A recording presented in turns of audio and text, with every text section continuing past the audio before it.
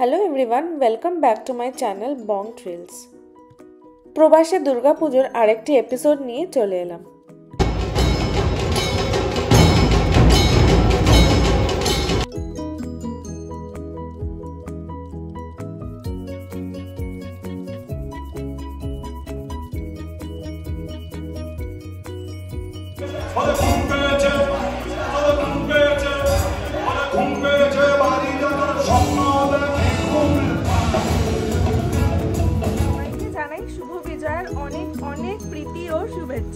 কলকাতার পুজো শেষ হয়ে গেছে, সবাই বিজয়া পালন করছে, কিন্তু এনসিতে এই আজ আমাদের পুজো লেগেছে বলতে পারেন।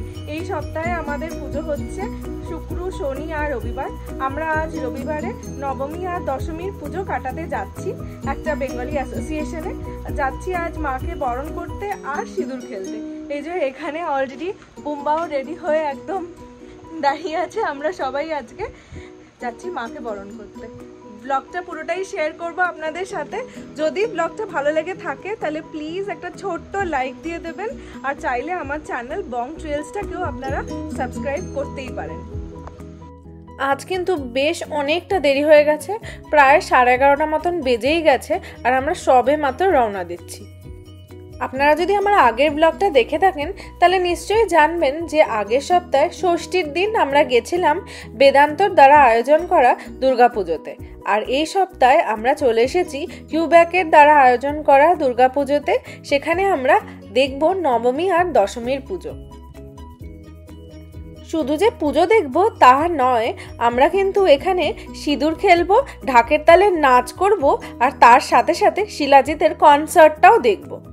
এই যে এখানে এসেই আমরা প্রথমে রেজিস্ট্রেশন ডেস্ক থেকে কুপন কালেক্ট করে নিলাম, আর তারপরেই আমরা ঢুকে পড়ছি পুজো যেখানে হচ্ছে সেই জায়গাটাতে। আর ঢুকতেই তো মনটা পুরো ভরে গেল। নর্থ ক্যারোলাইনার আনাচে কানাচে ছড়িয়ে আছে অনেক প্রবাসী বাঙালি, আর সবাইকে একসাথে এক জায়গায় এই দুর্গা পুজোর সময় কিন্তু দেখা যায়।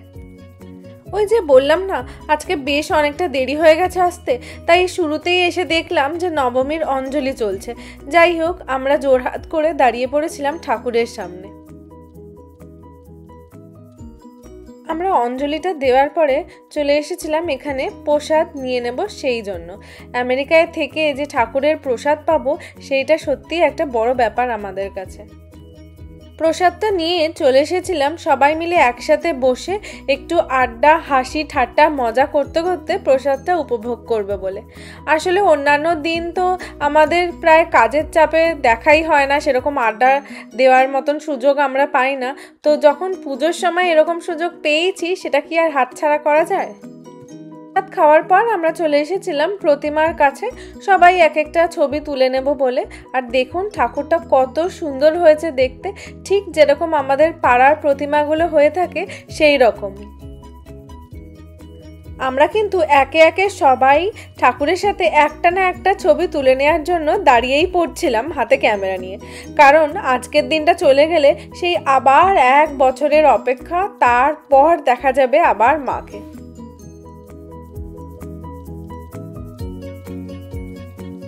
নিজের মনের মতন ফটো তুলে নেওয়ার পর আমরা চলে এসেছিলাম লাঞ্চটা সেরে নেব বলে। এখানে সব কটা পুজোতেই কিন্তু লাঞ্চ ডিনার সার্ভ করা হয়, কিন্তু তার জন্য করতে হয় রেজিস্ট্রেশন। খাবার থালা হাতে নিয়ে আমরা চলে এসেছিলাম যেখানে সবাই মিলে একসাথে বসেছে সেই জায়গাটাতে। আর আজকের লাঞ্চে আমাদের ছিল ভাত, ডাল, কুমড়োর তরকারি আর মাছ, তার সাথে ছিল গরম গরম গোলাপ জামুন। খাওয়া দাওয়ার পর আমরা চলে এসেছিলাম অডিটোরিয়ামে, কারণ সেখানে চলছিল কালচারাল প্রোগ্রাম। আর এই কালচারাল প্রোগ্রামগুলো কারা করেছে জানেন? করেছে এই ইন্ডিয়ান অ্যাসোসিয়েশনেরই মেম্বাররা। তারা বেশ সুন্দর নাচে গানে আমাদের কিন্তু মাতিয়ে রেখেছিল।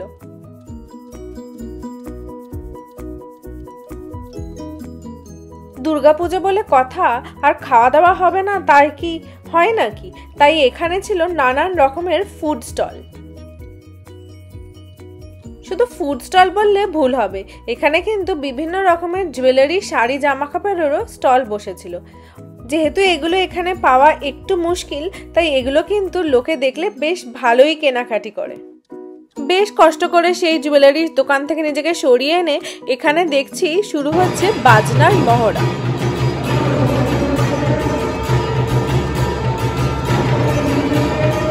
এইবারে এই বেঙ্গলি অ্যাসোসিয়েশনের উদ্যোগকর্তারা নিয়ে এসেছিল এই বাজনার দলটিকে, আর এরা এত সুন্দর বাজনা বাজিয়েছিল যে কেউ আর থেমে থাকতে পারেনি। সবাই তার সিট থেকে উঠে নাচতেই শুরু করে দিয়েছিল এদের তালে তালে।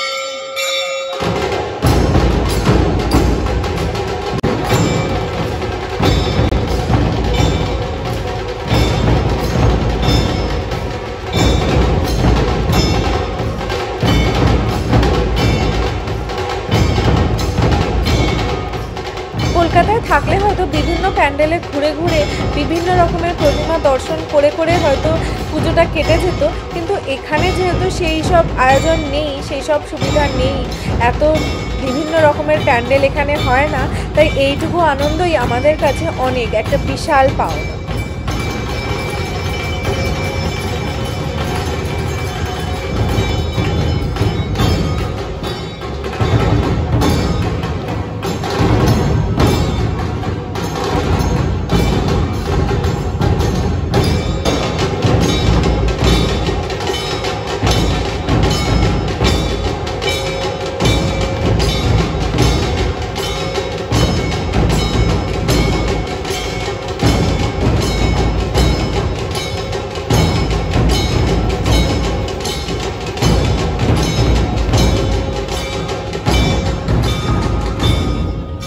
পুজোর সময় একটু নাচ গান হাসি ঠাট্টা না হলে ঠিক মনটা ভালো লাগে না।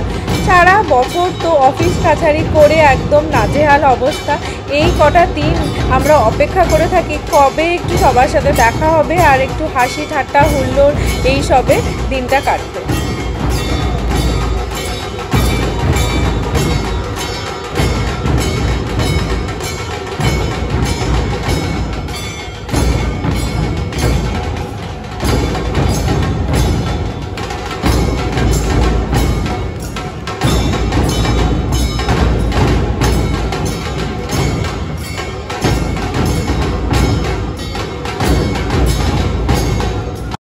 অনেকক্ষণ নাচানাচি করার পর অ্যাট লাস্ট বরণের ডালা সাজিয়ে আমি যাচ্ছি মাকে বরণ করতে। এখানে যেহেতু প্রতিমা বিসর্জন হয় না, তাই সেই মাটির প্রতিমাটিকে আপনি বরণ করতে পারবেন না, সেটাকে সযত্নে গুছিয়ে আবার তুলে রাখা হবে পরের বছরের জন্য। তাই যেটা করা হয় সেটা হলো কিছু পিতলের প্রতিমা দেওয়া হয় প্রত্যেক টেবিলে, আর সেটাকেই বরণ করতে হয়। বিয়ের প্রায় 6 মাসের মধ্যেই কিন্তু আমি এখানে চলে আসি, তাই খুব একটা বরণের নিয়মকানুন আমার সেভাবে জানা নেই। আমি আমার খুব নিজেরভাবেই বরণটা করে থাকি মাকে, আর শুধু একটাই কামনা করি যে সবার সমস্ত মনস্কামনা যেন মা পূর্ণ করুন, আর পরের বছর যেন সে আবার আসে আমাদের সবার মাঝে এইভাবেই। মাকে বরণ করার পরেই আমরা কিন্তু হলটা থেকে বেরিয়ে এসে চলে আসি এই লনটাতে সিঁদুর খেলতে। বিদেশের মাটিতেও যে আমরা এত সুন্দর করে মাকে বরণ করতে পারবো, এত ভালোভাবে সিঁদুর খেলতে পারবো, সত্যি তার জন্য আমরা এই বেঙ্গলি অ্যাসোসিয়েশনের কাছে কৃতজ্ঞ।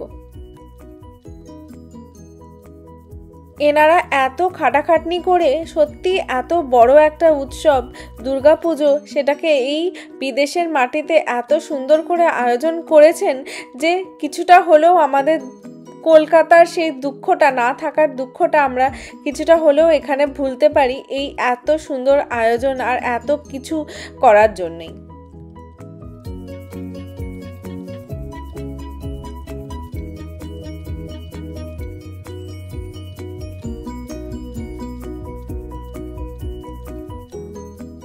সিঁদুর খেলার পর দাদা কিন্তু আমাদের একটা ফটো তুলে দিচ্ছিল। আফটার অল সিঁদুর খেলা হলো আর একটা ফটো তোলা হবে না, তা কি হয় নাকি? আবার তো 1 বছরের অপেক্ষা না হলে। সিঁদুর খেলার পর আমরা চলে এসেছিলাম ডিনার করতে, আর ডিনারে ছিল সাদা ভাত, পোলাও, আলুর দম, মাটন কষা আর লাল মিষ্টি। আর যে মাটন খাবে না, মানে আমার মতন, তার জন্য থাকবে পনিরের ডালনা। খাওয়া দাওয়া করার পর আমরা চলে এসেছিলাম সেই জায়গাটাতে যেখানে প্রতিমাটা ছিল। এখন সব কিছু হয়ে যাওয়ার পর প্রতিমাটিকে ভালো করে প্লাস্টিকে মুড়িয়ে ঢুকিয়ে দেওয়া হচ্ছে এই বাক্সর মধ্যে, আর চলে যাবে সেটা স্টোরেজে। আবার 1 বছরের অপেক্ষা, তারপর আবার সেই 1 বছর পর প্রতিমাটি খুলে আনা হবে। কারণ এখানে তো কোনো বিসর্জন হয় না, তাই প্রতিমা এরকমভাবেই তুলে রাখতে হয় বক্সে। সব কিছু গোছগাছ হয়ে যাওয়ার পর আমরা বেশ কিছুক্ষণ অপেক্ষা করছিলাম শিলাজিতের পারফরমেন্স দেখব বলে, আর আলটিমেটলি এই পারফরমেন্স শুরু হলো।